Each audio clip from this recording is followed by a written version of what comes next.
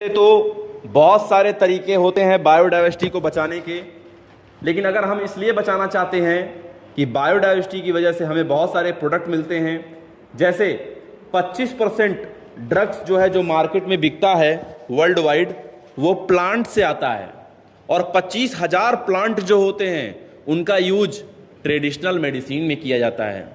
अगर हम bio prospecting का नाम लेते हैं, जो कि नैरो यूटिलिटेरियन के बारे में बात कर रहे हैं हम लोग, बायो प्रॉस्पेक्टिंग जिसमें हम लोग molecular genetic and species level diversity को यूज करते हुए इकोनॉमिक इंपॉर्टेंस की वजह से बायोडाइवर्सिटी को बचाते हैं। अगर हम अपना पैसा रुपया देखकर हम लोग बायोडाइवर्सिटी को बचाएं कि ये पेड़ लगाएंगे तो मैंगो होगा, और मैंगो होगा तो मार्केट में बेचेंगे, तो अच्छी बात है कि तुम बेच लोगे, लेकिन पेड़ लगाओगे तो पेड़ का बायोडाइवर्सिटी में इंपॉर्टेंस होता है। तो इसको बोलते हैं बायो प्रॉस्पेक्टिंग। याद रखना कि 4 बड़े कारण जो होते हैं बायोडाइवर्सिटी लॉस के, उसको बोलते हैं एविल क्वार्ट्रेट, जिसमें सबसे बड़ा कारण होता है habitat loss and fragmentation. Habitat loss and fragmentation, किसी का एरिया ही छीन लोगे तो कहां जाएगा, जंगल काट दोगे तो कहां रिप्रोडक्शन करेगा, कहां बच्चे पैदा करेगा। तो हैबिटेट लॉस सबसे बड़ा कारण होता है एक्सटिंक्शन का। याद रखना कि हमारे इस अर्थ पे पहले 14% एरिया जो है फॉरेस्ट कवर किया करता था, खास करके ट्रॉपिकल रेन फॉरेस्ट, है ना।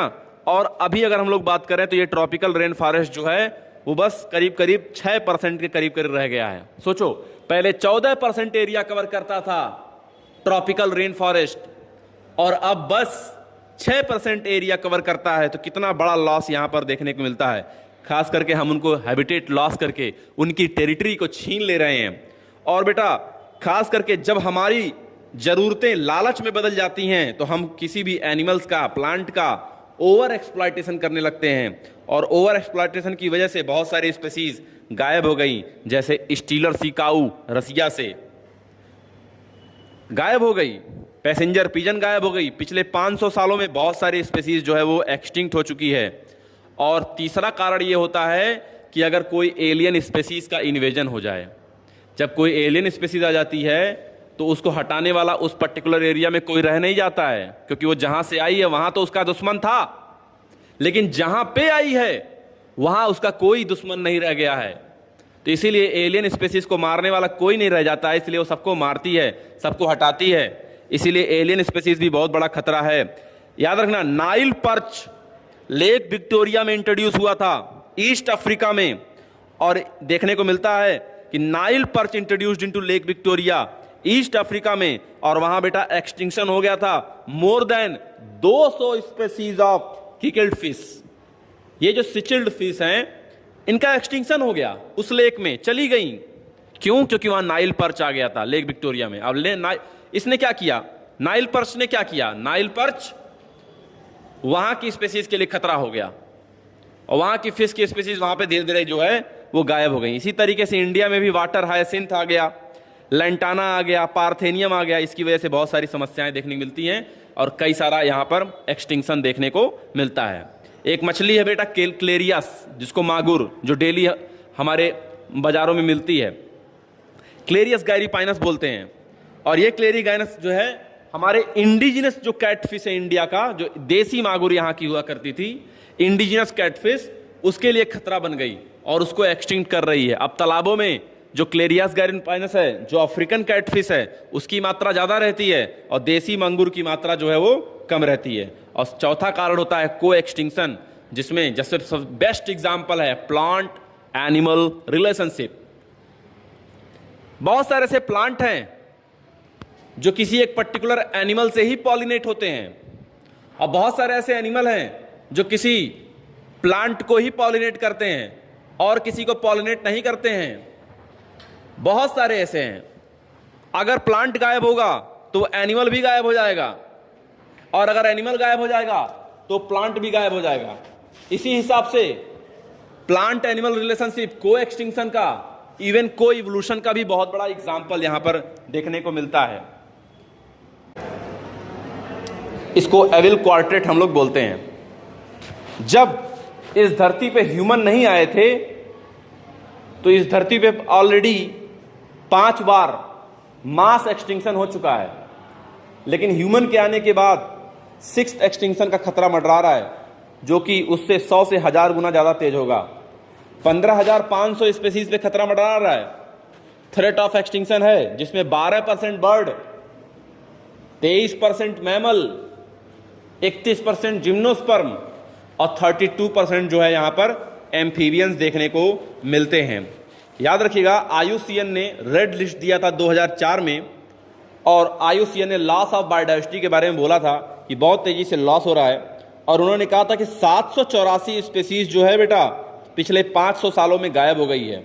इस 784 स्पेसीज में से 338 वर्टिब्रेट्स, 359 इनवर्टिब्रेट्स, 87 प्लांट जो है इस धरती से पिछले 500 सालों में गायब हो चुकी है, और आने वाले टाइम में 15,500 15,500 स्पेसीज पे खतरा मंडरा रहा है।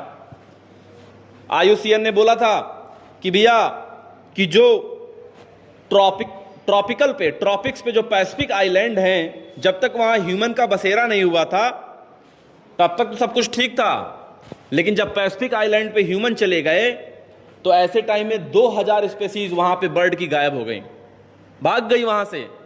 ह्यूमन का बसेरा होते ही 2000 स्पेसीज पैसिफिक आइलैंड से गायब हो गई।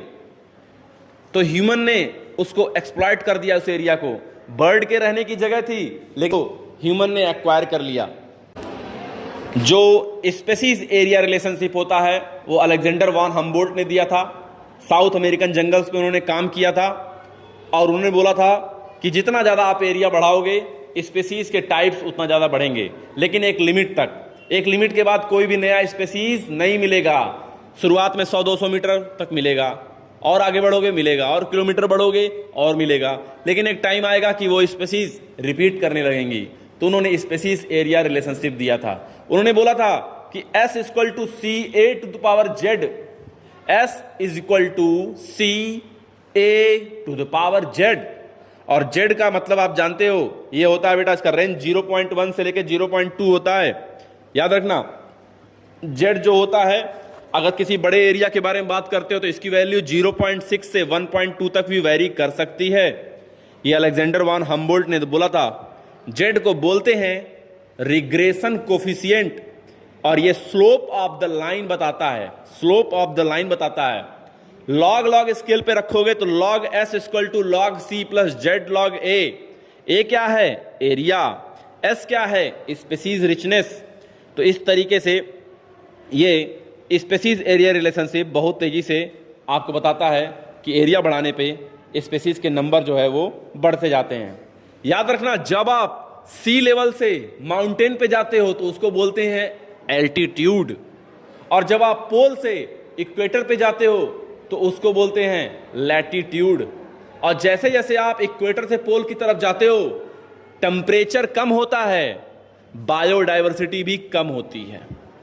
इक्वेटर से पोल जाओगे, आंखें बंद रखो, ध्यान से सुनो मेरी बात, ये सब कुछ आपके दिमागों में लिखा जा रहा है। जैसे जैसे आप इक्वेटर से पोल की तरफ जाते हो वैसे वैसे टेम्परेचर भी कम होता है, और वैसे वैसे टेम्परेचर कम होने के साथ साथ बायोडाइवर्सिटी भी कम होती रहती है। इसीलिए इक्वेटर के आसपास वाले देशों में ज़्यादा बायोडाइवर्सिटी देखने को मिलती है, और ये बायोडाइवर्सिटी आपको इंडिया में ज़्यादा देखने को मिलेगी, रसिया में कम होगी, यूक्रेन में कम होगी, न्यूयॉर्क में कम होगी, इक्वाडोर में ज़्यादा होगी, ब्राज़ील में ज़्यादा होगी। ठीक है, इसी तरीके से याद रखना 1200, 1300, 1400, 1200, 1300, 1400। एक मैं फार्मूला बताता हूं। अगर हम लोग बात करें यहां पे तो इंडिया में 1200 तरह के बर्ड पाए जाते हैं। अमेजोनिया रेन फॉरेस्ट में 1300 तरह तरह के बर्ड पाए जाते हैं, 1300। और इक्वाडोर एक देश है जो कि बिल्कुल इक्वेटर पे है, वहां पे 1400 तरह के बर्ड पाए जाते हैं, क्योंकि ये सब आसपास इक्वेटर के हैं, ट्रॉपिक्स पे हैं या सब ट्रॉपिक्स पे हैं। टेम्परेट पे बायोडाइवर्सिटी जो होती है वो कम होती है, ये हमें देखने को मिलता है। अगर वहीं बात करें हम लोग न्यूयॉर्क की या ग्रीनलैंड की, तो न्यूयॉर्क जो बेटा वो 41 डिग्री नॉर्थ पे है, और उसका बायोडाइवर्सिटी मात्र जो बर्ड का है वो 105 है। और उससे भी कम 71 डिग्री नॉर्थ चले जाओ ऊपर ग्रीनलैंड, वहां पे बर्ड की जो स्पेसीज है बेटा सिर्फ 56 है, ओनली 56। सोचो, न्यूयॉर्क में 105 है क्योंकि वो 41 डिग्री तक है, और ग्रीनलैंड और आगे बढ़ जाओ और ऊपर चले जाओ तो सिर्फ मात्र 56 पे चली जाती है। तो जितना ज़्यादा आप टेम्परेट की तरफ जाओगे बायोडाइवर्सिटी कम होती जाएगी, टेम्परेचर कम होता जाएगा। टेम्परेट से आओगे तुम इक्वेटर की तरफ, ट्रॉपिक्स की तरफ, तो टेम्परेचर भी बढ़ता जाएगा और बायोडाइवर्सिटी की रिचनेस भी बढ़ती जाती है। ये हमें देखने को मिलता है। याद रखना, इंडिया में 2.4% लैंड एरिया कवर करता है।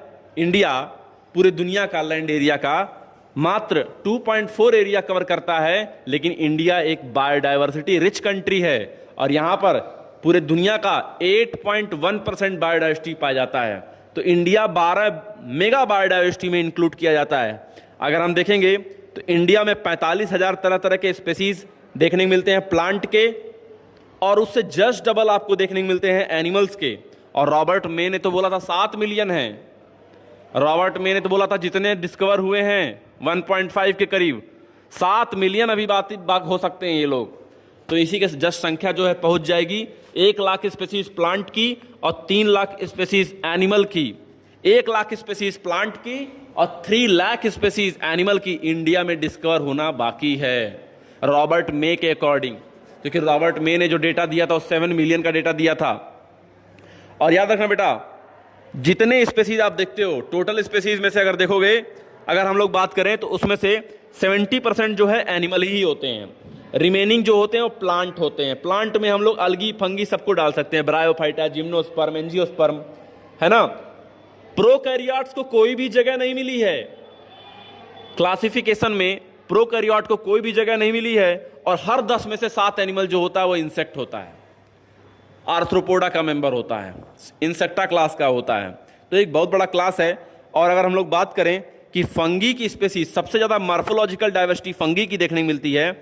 अगर आप कंबाइंड कर दो fish plus amphibian plus reptile plus mammal, FARM, F मतलब fish, A for amphibian, R for reptile plus M plus mammal, FARM equal to fungi. Total fish कितनी है प्लस टोटल एम्फीबियन कितने हैं प्लस टोटल रेप्टाइल कितने हैं plus total mammal कितने हैं, equal to जो है फंगी के स्पेसीज होते हैं। इतना ज़्यादा फंगी पाई जाती है, और फंगी का जितना स्पेसीज पाया जाता है उतना ही एंजियोस्पर्म का स्पेसीज पाया जाता है। एंजियोस्पर्म डोमिनेंट प्लांट के टाइम में डबल सर्कुलेशन, आपको डबल फर्टिलाइजेशन वहाँ पे देखने को मिलता है।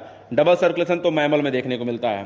तो ये यहाँ पर देखने को मिलता है आप लोगों को। कोई भी जगह प्रोकैरियोट्स को नहीं मिली है इस पूरे हमारे अभी तक के इस पूरे डेटा में। याद रखना, अमेजोनिया रेन फॉरेस्ट को लंग ऑफ द प्लेनेट बोलते हैं।